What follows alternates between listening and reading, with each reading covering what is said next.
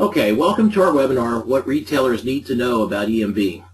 My name is Mike Miller. I'm the Director of Sales and Marketing for Retail Information Systems.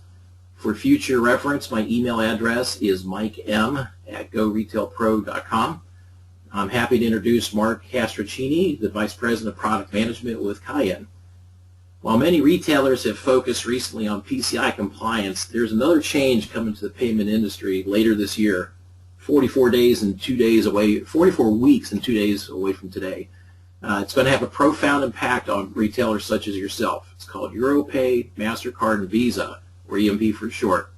You may ask, what is EMV? And if I'm PCI compliant, why do I care? Mark will help you understand and plan for EMV. Thank you, Mark. We look forward to your presentation. Thank you, Mike, and thank you, everyone, for joining us for this EMV 101, or what is EMV and what does it mean to you? Again, this is Mark Castrocini. I'm on the product development side of Cayenne. And what we'd like to cover today is basics of EMV so everyone understands what it is and how it impacts us not only as merchants, but even as consumers. And in addition to that, we want to make sure everybody understands the impacts of some of the things that are happening around EMV, including the big liability shift of the October date coming down the line. So without further ado, we will jump right into it. And what's first important to understand is really, what is EMV? What are we talking about when we hear it? And why is it basically here in the United States and becoming even news or noteworthy?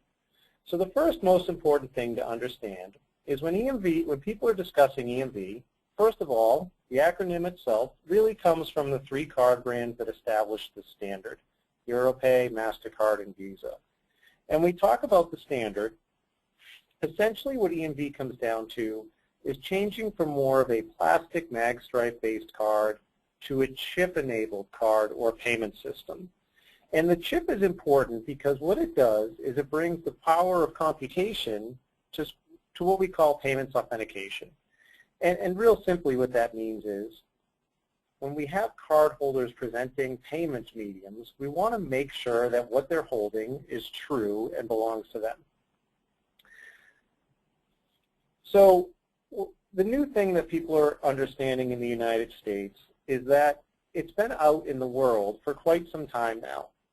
And what's important to understand, again, is that we've seen it. It's a proven technology, and the United States has been a bit of a laggard in bringing it over here to take advantage of some of the security features. Worldwide, we see a number of EMV cards distributed to consumers, and really, again, the United States is one of the last holdouts as far as adopting the technology. So when we're talking about the technology, where did it come from, and what is its benefit? Essentially, it was developed in the UK and over in Europe to help solve a problem that they were having. Originally, the networks that were supporting card transactions or payment transactions weren't as robust as possibly we see in the United States today. So what happened was, many merchants, to accept tender, needed to figure out a way to accept an offline transaction. And that's all well and good, because simply the merchant can take some level of risk on whether they want to approve a card if the network is down or not.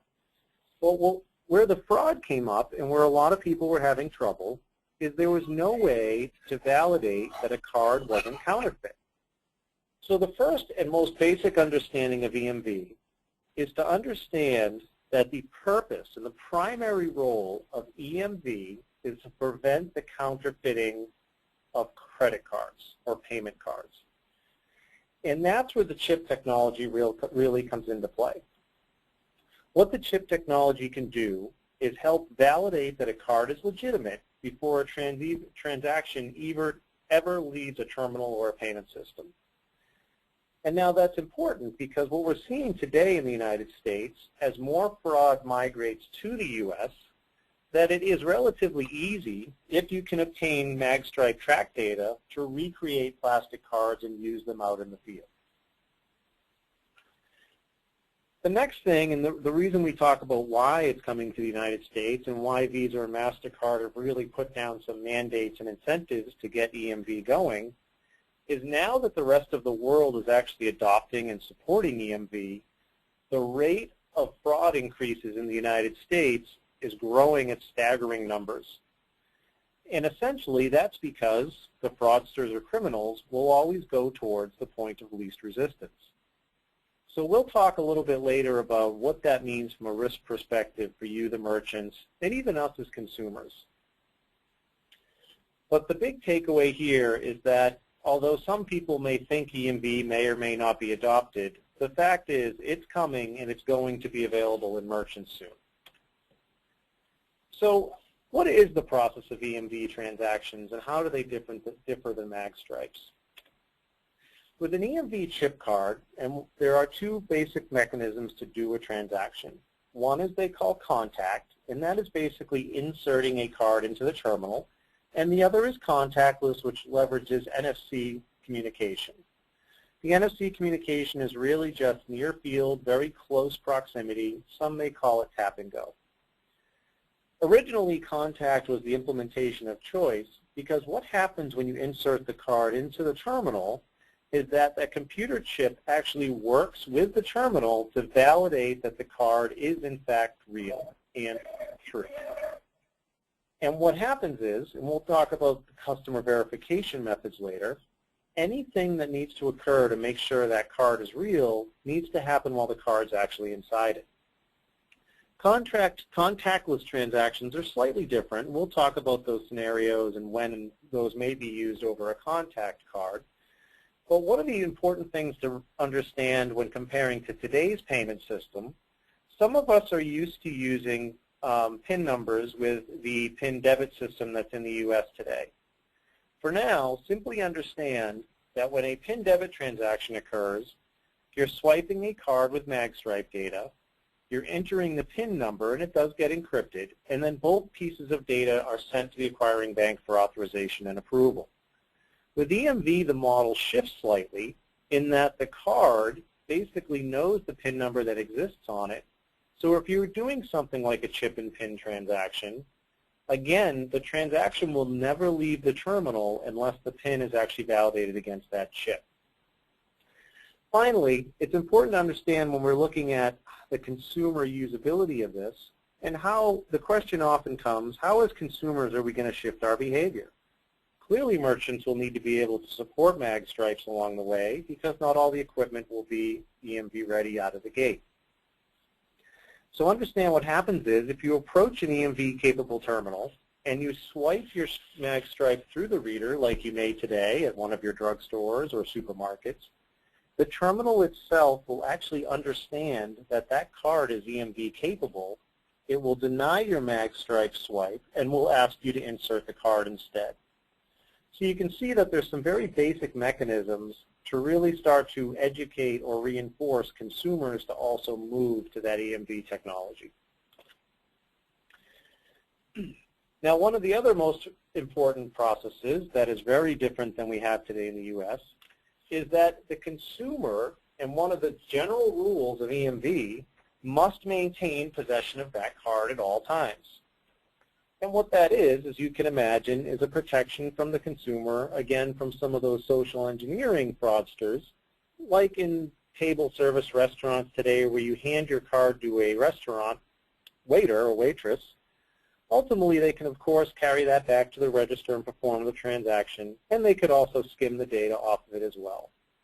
So when you're talking about counterfeiting of cards, the EMV organization and standards understand that one of the most important things you can do is keep that card in your possession.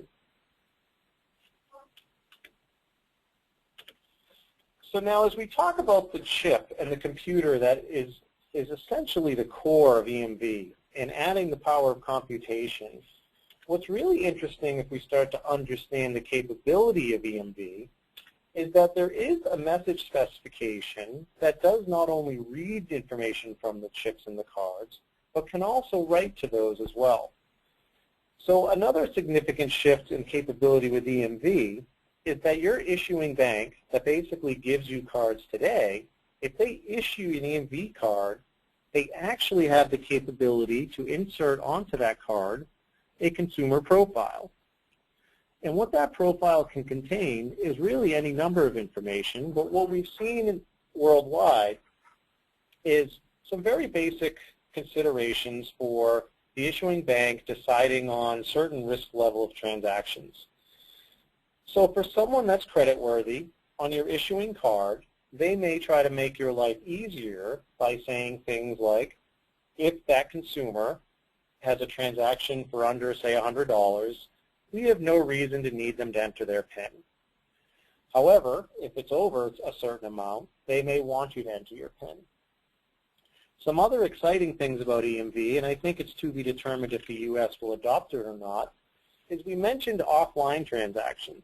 Now again, this isn't as much of a concern because the United States has more of a robust network, but we've all seen either pop-up shops or trade shows that have low internet connectivity or intermittent problems. And EMV has the capability to basically maintain an offline allowable balance to perform transactions if terminals aren't plugged in. So if you go to a retailer and for some reason that store has no connectivity, whether it be through dial or internet connection, the issuing bank can basically say, this person is approved for $400 in offline transactions. So if you go ahead and spend $150, that means you'll actually have an outstanding balance that you could use at another offline location. And that will decrement down to the zero, and then you'll actually start seeing the declines that you might see today if something were completely off the network. Now, of course, what's interesting about that is should you visit a merchant that is online, that amount can be reconciled and we can move on. Now, generally, we aren't going to see a lot of those advanced capabilities as we get out of the gate. Ultimately, what the most important thing is to, again, avoid that counterfeiting of cards. So we'll see where the EMV goes, and what's really important is it's not going to be a fire and forget. When we hit the deadline, the specification is done, and the United States has established all their standards. We should all realize that it's a bit of an evolving entity, and it will certainly change as we move down the path. So how does EMV work, and how does it affect the customer as far as what we call customer verification methods, or CVM? And this causes a lot of confusion in the marketplace because there's a number of ways that we can actually verify the person is who they say they are. Now, if we agree that EMV has solved the problem of being able to reproduce or counterfeit cards, one other thing we need to address is how we handle lost and stolen cards.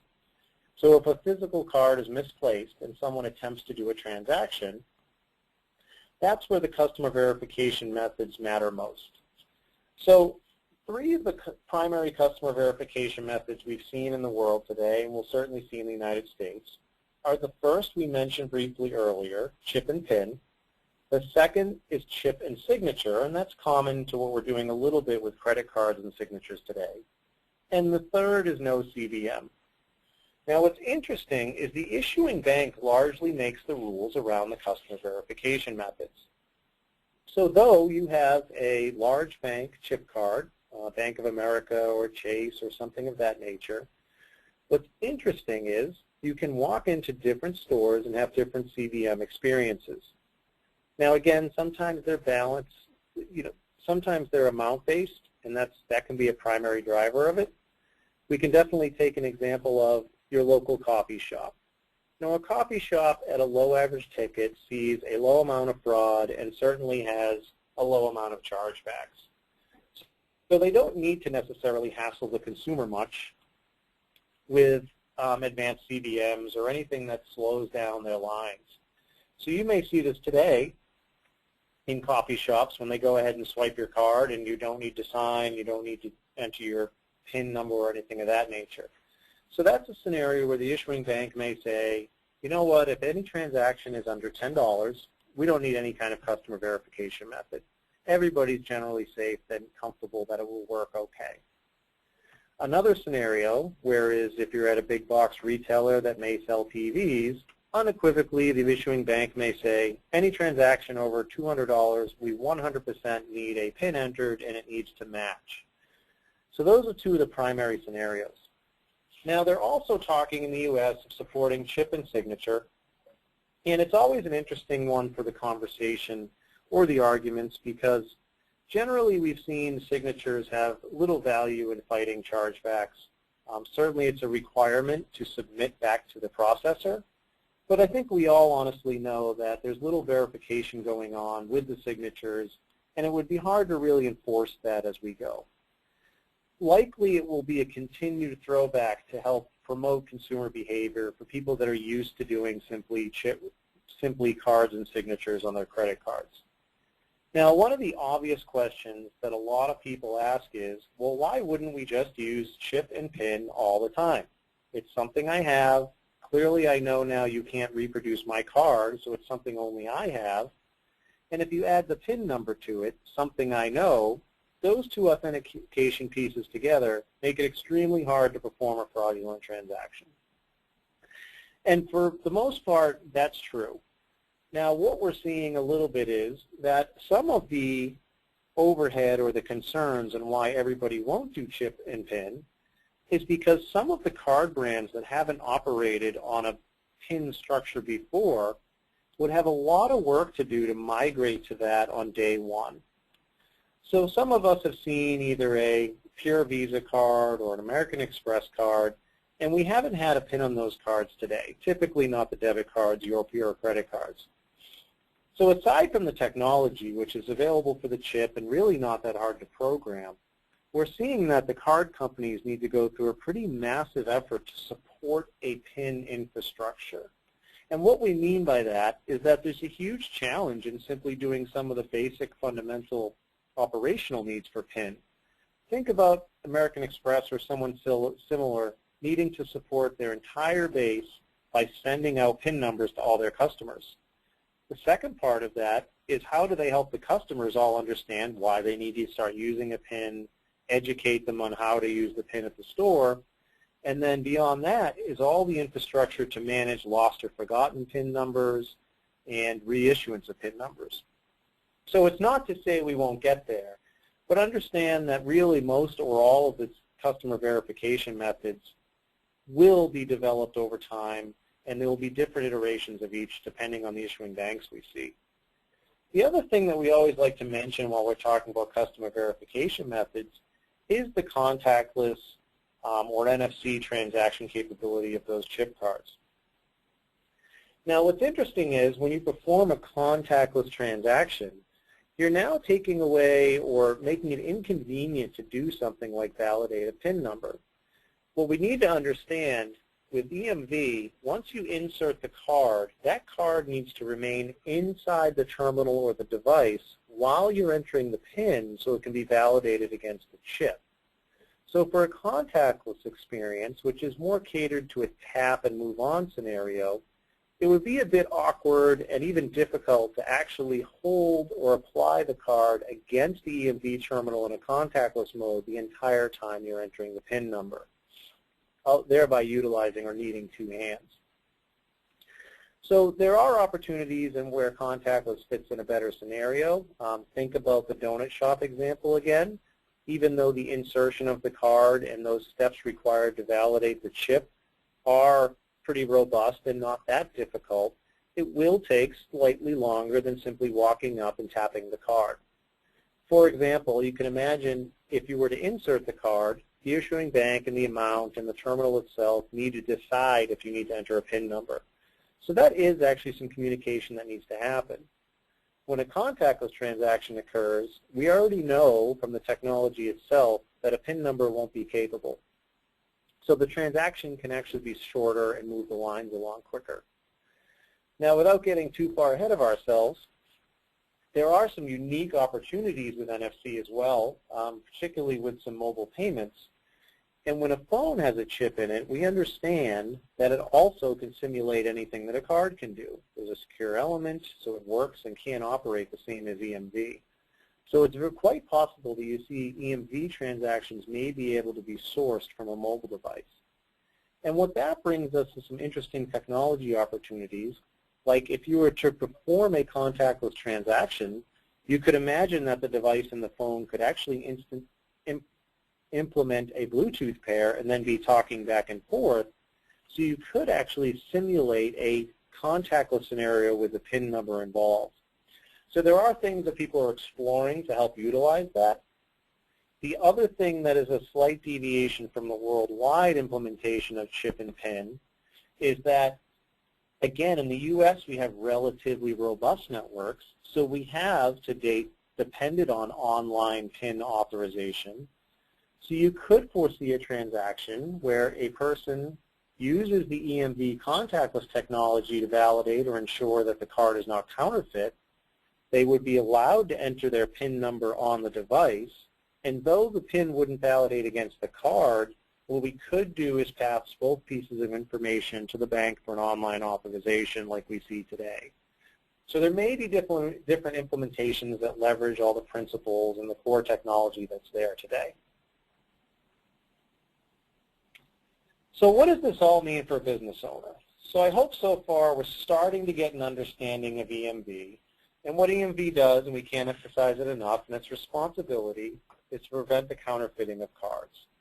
Before we talk about the business owner, we do want to understand that this is an increased security benefit.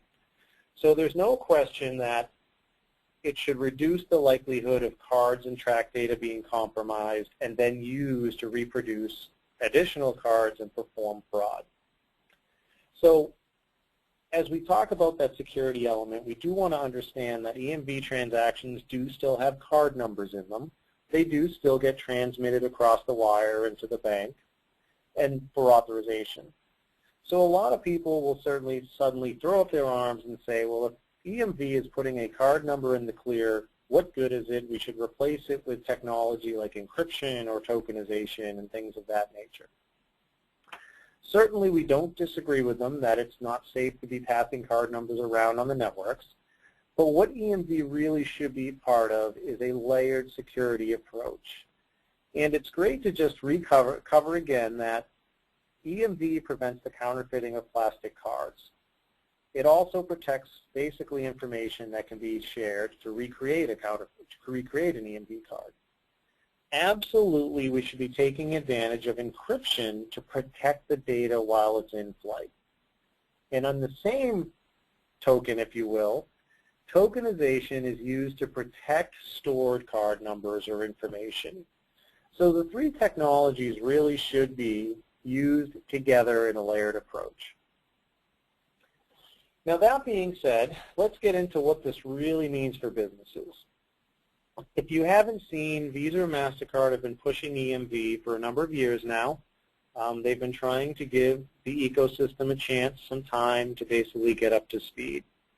It's important to understand that all the players in the ecosystem, like the card brands, Visa, MasterCard, the issuing banks like your Chase or your Bank of America, your transaction processors, gateways, and even your acquirers like your First Data's, Heartland's, TSYS.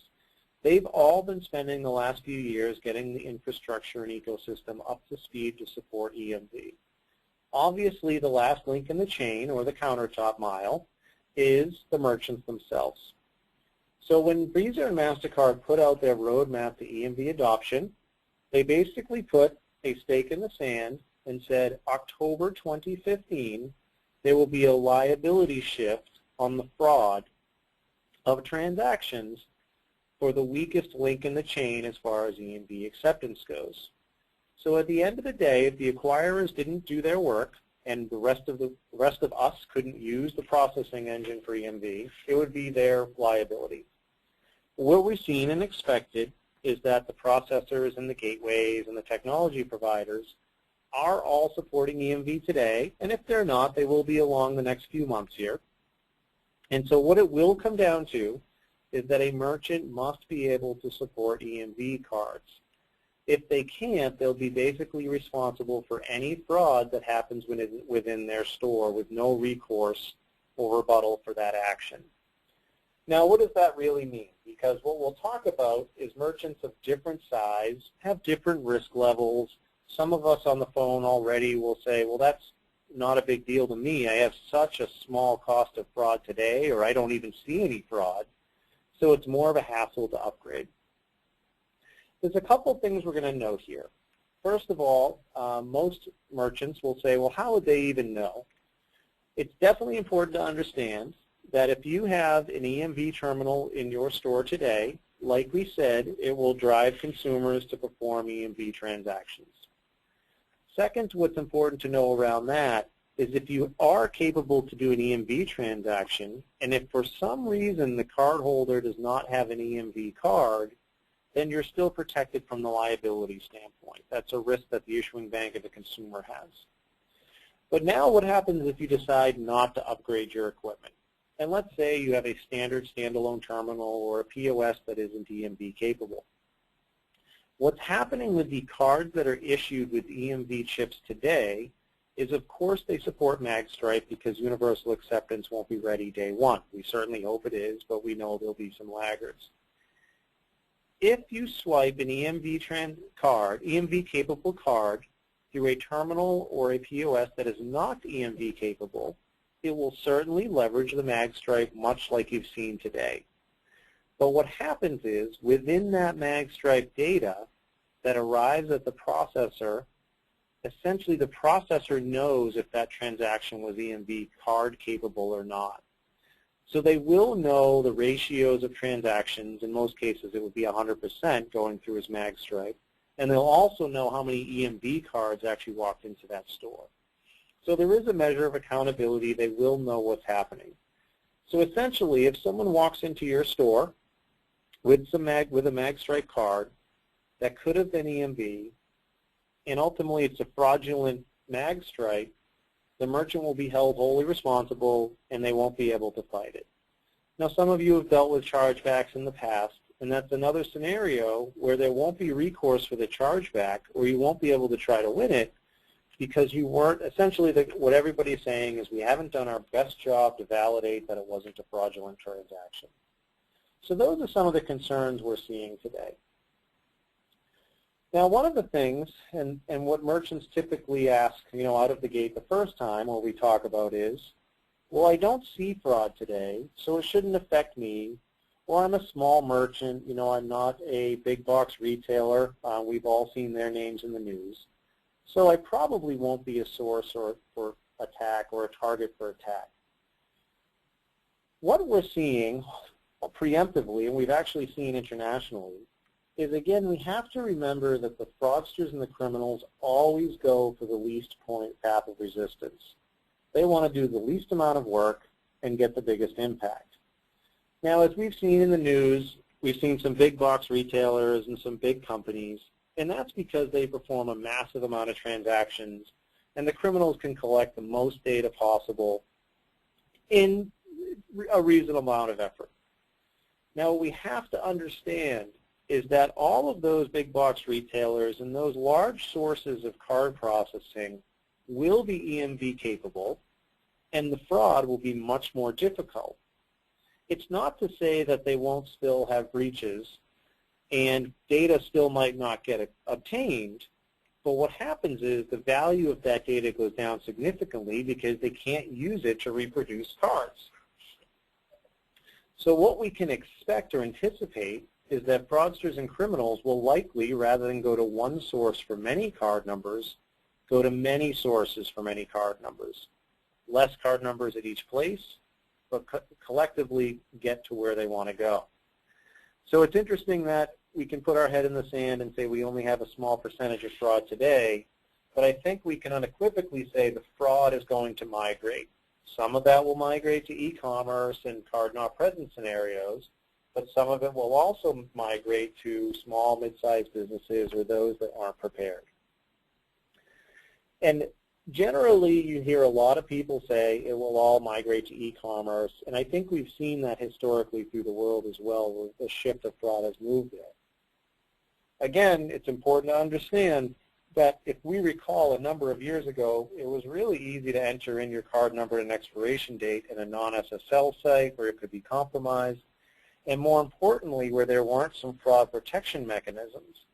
It's easy to say the fraud will go to e-commerce because that's a natural place for it, but we all have to understand now the e-commerce world has really improved itself as far as fraud goes.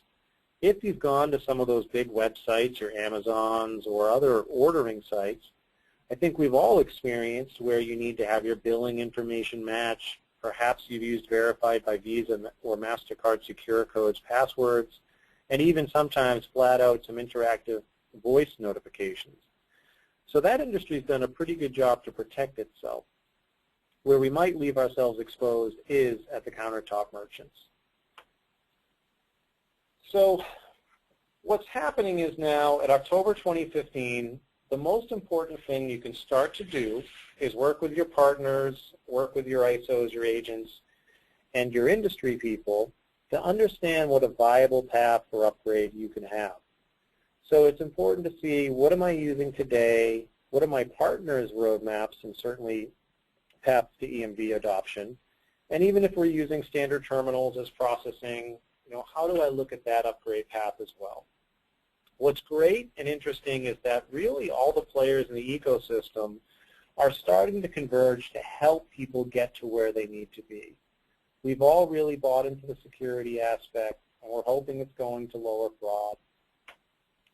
And, originally I think the ecosystem and the players were hoping that reduced fraud would mean savings for us all on our card processing volume and transactions and fees. That's left to be said or determined. It's been in our experience we haven't seen a lot of lowering fees going on around in the industry. But I think what we like to keep an eye on and just keep people aware of, there's nothing preventing the card brands and the fee providers from raising costs on non-EMV transactions. So though we haven't seen much of a stick from the liability play, we should be aware or cognizant of the fact that there's always a chance, if we aren't in compliance and things aren't moving towards the end game that we're all hoping, that the bigger stick that could come out is saying for non-compliant merchants we can raise their transaction fees because the risk levels are higher. And honestly, that's not unfounded, right? The fees go towards the risk, and if we're opening ourselves up, there might be some challenges there. So again, with the rest of the partners, what's interesting, and we really need to talk about this and educate ourselves, we're seeing a lot of incentive programs and some unique pricing and packaging programs from partners like card brands and acquirers and ISOs and solution providers to really help everyone get up to speed. So the final thing we just want to mention as we talk about EMV adoption and why it's important to the merchant. We talked a little bit about security and we talked about fraud migration. But it's interesting to know as well that we've seen a pretty proven pattern that as we, as consumers, start to use the EMV technology, we are going to become more comfortable with it, and we're going to start to get educated. And what happens with the educated consumer, if a consumer uses EMV technology and understands that it's preventing them from having to deal with some of the card theft and stopping the counterfeiting of cards, ultimately they may and very likely will become adverse to paying at locations that don't support the technology. And what a lot of people in our space are equating that to is quite simply the SSL locks in the e-commerce world. While SSL was becoming popular and some sites were using it and some weren't, it was likely that any one of us may have used and purchased something online, whether it had an SSL encryption lock or not. Nowadays, it's highly unlikely you will ever find a site that doesn't use SSL, but we've all been conditioned to look for a safety lock and maybe a green highlight in our toolbar, and if it isn't there, oftentimes eyebrows will be raised and drop-off rates for those sessions have increased. So you can see a bit of a parallel that if consumers are educated enough, and it's our responsibility as an industry and even at the merchant level to help people move through, once they understand that security implication, it would behoove us to continue to want to use that at only the places that support it and lower my risk as a consumer. So that's really what we're hoping to cover today as far as the EMV 101 essentially. We've hoped so far that you're starting to understand what EMV is, more importantly why we're starting to use it. We're also hoping that you're starting to understand a little bit of why it's important for you as a merchant to incorporate it or as a partner or solution provider to start to offer it to the field. And most importantly, we're hoping everybody can target that October 2015 deadline because it's really left to be seen what happens if the industry isn't moving to the pace that we hope. At this point, we'd really like to open it up to Q&A. I don't see any Q&A questions at the moment, but certainly if you want to submit your questions to the panel, we can certainly help answer anything you might have.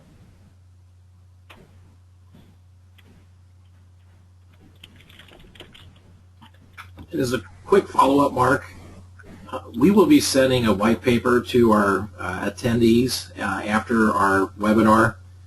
We hope that this will be helpful, and if you have any questions as part of the transition process, the sales reps that work with you are trained and educated on EMV. They'd be very happy to help you.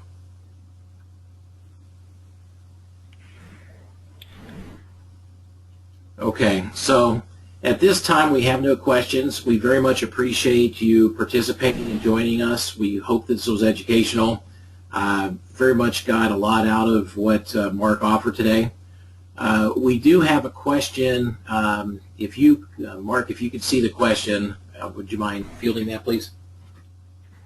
Absolutely. So the question that popped in is, will this mean as a retailer we will need to update our POS software? So it's really retailer specific, and you'll want to work with your dealer on that one. So far, we've seen a lot of adoption with our POS providers and POS software where they've been early adopters of EMV-capable equipment. So what's happened is that they've actually programmed to a solution that is EMV-capable. It might not be on yet, but if they've done that work to communicate to things with devices, largely you may or may not need to upgrade the POS software or get the terminals updated, but it's basically on a one-off. And we have a couple of... I can interject, Mark. That you have to look at what version you're on also. Again, our account managers can help you with that. Some of our customers are on a current level and some of them are not. So we're certainly happy to help. Okay, Mark, next question. Right, and the last thing I just want to touch on in that is EMV is slightly unique and interesting in that it has been an evolving standard. Something that's interesting is that EMV requires receipt data to come back from the processor and be passed back in a formatted way. So likely there's some things that would require the POS update if we haven't gotten ahead of the game there. But it is all version specific, and we'll work with providers to do that.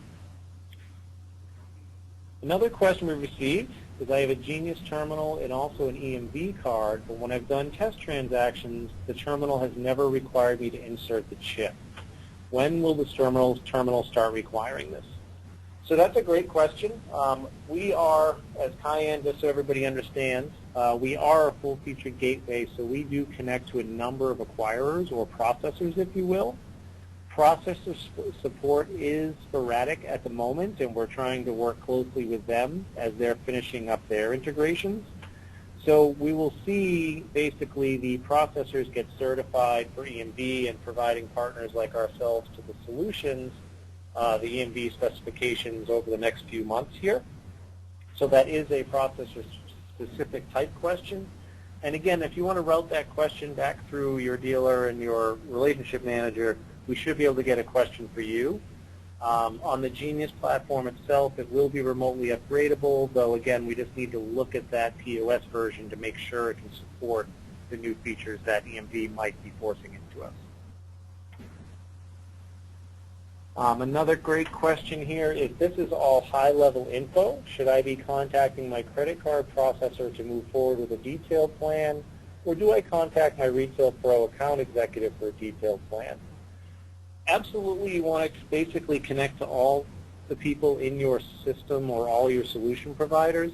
In this scenario, the way the question is asked, I would highly recommend you contact your Retail Pro account executive and then incorporate the credit card processor into the conversation.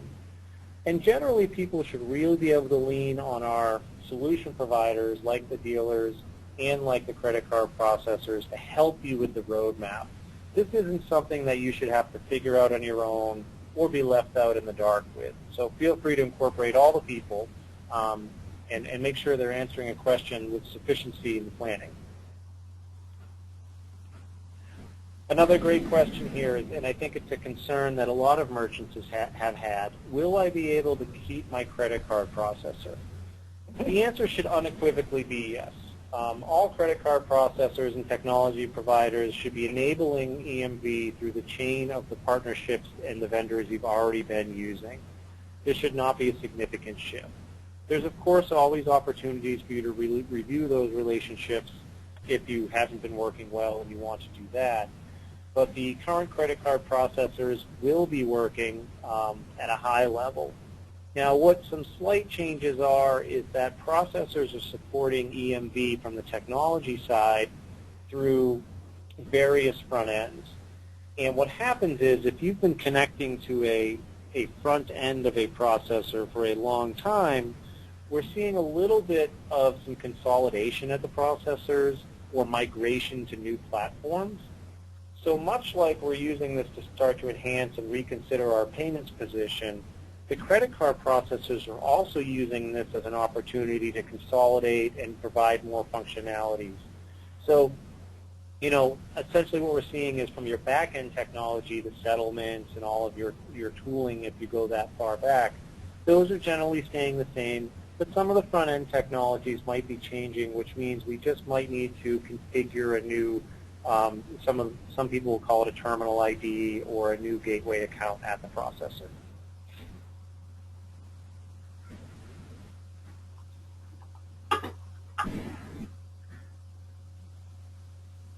And I'm seeing, so just looking through some questions. One other high-level question is, how do I get started on updating today? It's great. That's the best question anybody can ask, is how we get going on this. We urge everyone to help start earlier than later. As a merchant, you can imagine it's just like holiday shopping. You want to get it out of the way so you don't get stuck in queues and don't get the service you hope. It's going to be very busy in October. And once again, I'll just point you to your dealer, and certainly your dealer will understand the roadmap, and if they haven't, or they haven't connected closely enough with the processor, that conversation can get started, and it's all about developing a plan. So we want to do that in a responsible way. It isn't a flip of a switch, so we want to make sure that we're doing it in the way that least impacts your business, but most gives you the value of the additional security.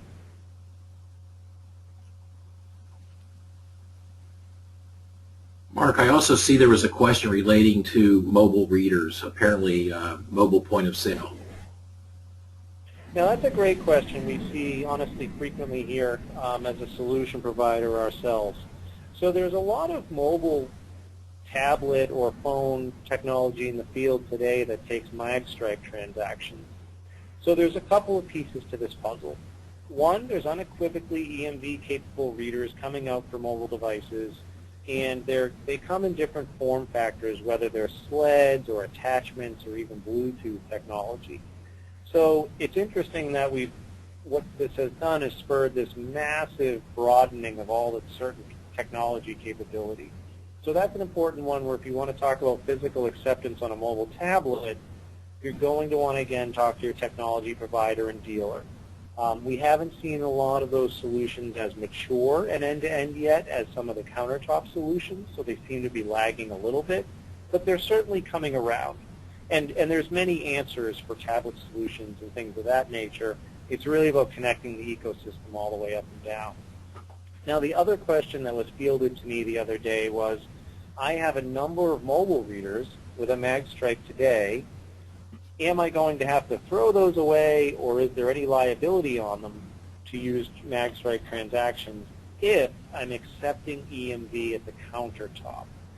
And so the unfortunate answer is, remember that when an EMV card is swiped through a non-EMV terminal, it's going to indicate that it was EMV capable at the processor. So the processor doesn't have any tolerances for whether some of it's EMV capable or not. If a card goes through a terminal that is not EMV capable when it could have been done in that factor, that transaction will be held liable. But understand it is on a per transaction basis at that point. Your whole store isn't liable. Everything going through the EMV terminals are safe as they can be as far as liability and chargebacks goes. But things on a mobile magstripe solution would be wholly liable. Another good question is, how long does the process usually take? And I'm seeing a scenario here for a smaller size shop, just a couple of lanes. So ultimately, it again depends on sort of the solutions you're using today. If you're using a POS with what might be a solution like the Cayenne Genius platform, it's really just once your processor is ready, so assuming the technology is ready. I think the simplest case is a Retail Pro upgrade with a Remote Genius upgrade. So that's really a smaller effort, and it depends a little bit on your in-house testing processes for your shop, or if you're a fire and forget kind of crew and we want to turn it on right away. But it's really typically just paired equipment with POS upgrades and nothing else. On the terminal side, it really is a swap of equipment. Or if your terminal is EMV capable, if you're familiar, you may need to do a reprogram over the phone. So another interesting question here, do EMV cards done on EMV terminals ever experience chargebacks?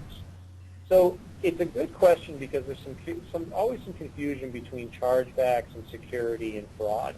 And what's interesting is certainly people charge, if there's a security issue or a fraudulent transaction, chargebacks are common. That's the way a consumer like myself can say, hey, I didn't perform this transaction, my card must have been compromised and stolen.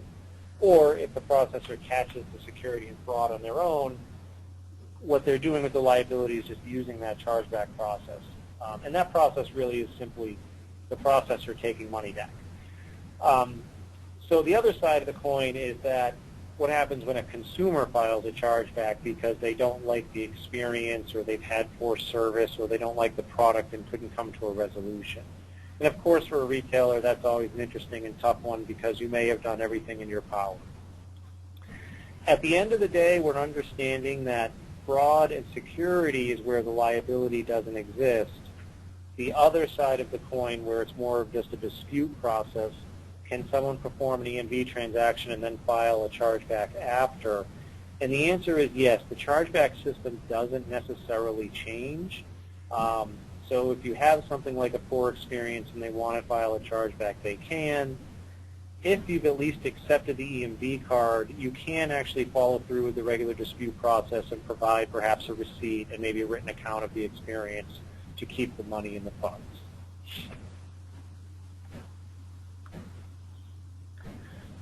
This one I have a specific Retail Pro question, and that is what version of Retail Pro is required to work with EMV terminals. I do know that Retail Pro and Cayenne are working together right now, so there isn't one that's going to be available right yet, but we'll definitely want to talk with your dealer and ultimately Retail Pro to get the actual version. And I know that is either on the 8 or 9 series, and obviously we'll have to talk to them about where the support will be and get you an answer on that one. Mark, there's also a question about out of scope for Genius and how that compares to EMV. Oh, that's a good question. So, and this is a great thing to always clarify here while we have the people on the phone. So, one thing to understand is that there's 2 levels of compliance, right? PADSS compliance, or Payment Application Data Security Standard, is responsible, or basically gets applied to a software that is being sold to perform point of sale or payment transactions. So that's one side of the coin. The other is your PCI compliance, and of course we all know that covers a lot more of the merchant ecosystem, right? Do you have locks on your doors, and do you have firewalls on your routers and things of that nature? So first off, with Retail Pro specifically, I can speak to, they are not performing, or they do not have access to any sensitive card data. They're using the Genius platform, and so that sensitive data only resides on Cayenne equipment and solutions. So the Retail Pro software is actually out of PADSS scope. Now that being said, as far as being a merchant, your POS hardware and your network and the Genius platform certainly is in PCI scope. So what that really comes down to is we've simplified your audits and and the actual application of your SAQs and the like, because we've reduced all the sensitive data to the Genius Devices solution and the direct connection to our gateway. So it doesn't take the merchant out of PCI scope. It does remove RPI from the software from PADSS scope, but the hardware is still in the PCI scope over there. We unequivocally can say we've removed most of that card data or the sensitive data from the POS by using the Genius terminals and platform. So we've reduced your surface area of risk of exposure for that data. So there's a couple of concepts there, and I hope I outlined that okay. Does Retail Pro version 9 work with terminal platforms other than Cayenne Genius? I can't speak specifically to that one, unfortunately. That's probably a question for your dealer or Retail Pro. Another question, which I think is a good one, because we do like to talk about PCI while we're here. Does Genius specifically change the PCI profile level? And then follow-up would be, who would help a merchant with the PCI SAQ?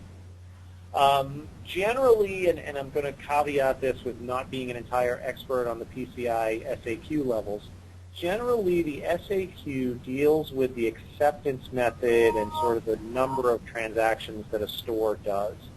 So because you're accepting transactions through a POS system, and understand that Genius, because it's more of a platform than a direct terminal, does fall into that world, the SAQs are going to be very similar to what you've always filed.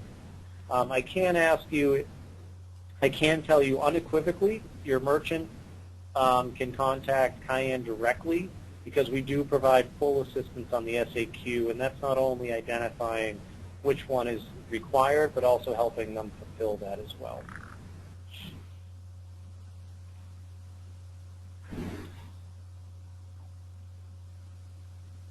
So we do have a few more minutes. If anybody has any other questions, the questions that are coming in have been fantastic to date. So please, by all means, if anything else shows up, we'd love to grab it.